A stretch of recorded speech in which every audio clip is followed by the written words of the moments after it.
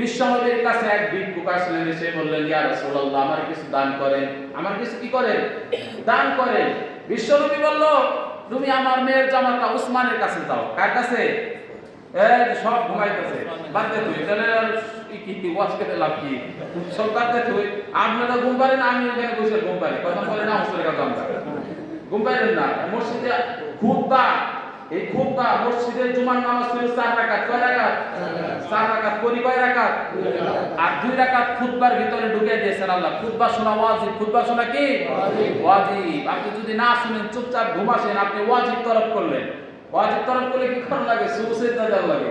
আপনি ওয়াজিব তরফ করলেন, চুপচাপ শোনা লাগবে। যে কথা বলতেছিলাম, ভাই আমার মেয়ের জামাই উসমান রাদিয়াল্লাহু তাআলা বিশাল দানবী, অনেক সম্পদের মালিক, তার কাছে যাও। যায় দেখে মধু আছে না, মধু, বয়মের মধ্যে মধু, মধুর মধ্যে পিপিলিকা পড়ছে। পিপিলিকা উঠায়া পিপিলিকার পায়ে যে মধু জমা রয়েছে, ওগুলা রুটি দেওয়া পয়সা পয়সা খাইতেছে। সুবহানাল্লাহ কইবেন না? ভিক্ষুক যায় কয়, বাবা বাবা কিপটা দেখছি, এমন কিপটা তো আর দেখি না। ছোট বড় কিপটা, আমি তো এগুলা খাইতাম না। এই মধুর মধ্যে পিপিলিকা পড়ছে, পিপিলিকার পায়ের মধ্যে মধু, হেডলেস চাইতে চাইতে খাইতেছে। দৌড়ে গেছে আল্লাহর নবীর কাছে, যা বলতেছেন, মানে কি রকম অপচয় ভোগ করতেন তারা, এটা বলতেছি শুনেন। যা বলতেছি, ইয়া রাসূলুল্লাহ, কার কাছে পাঠাইছেন? এই তো এই অবস্থা। কই না, তুমি আবার যাও, আবার যাও।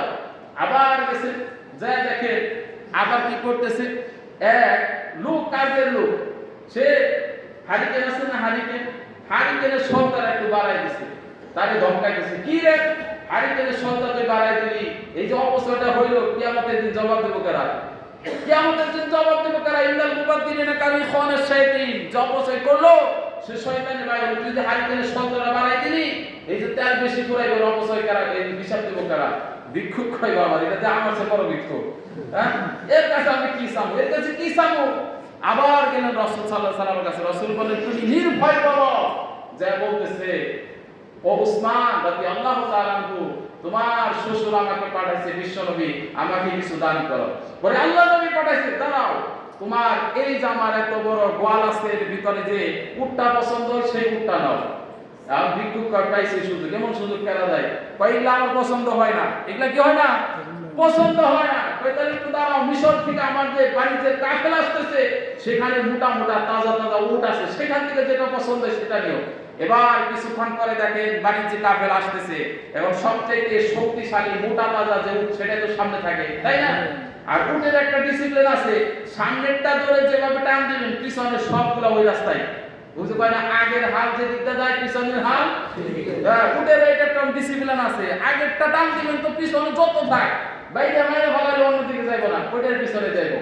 আর ভিক্ষুক পাইছি শুধু মোটা তাজাটা, সামনেটা পছন্দ হয়েছে, ধরে টান দিচ্ছে, আর পিছনে সবগুলোটার পিছনে পিছনে যায়।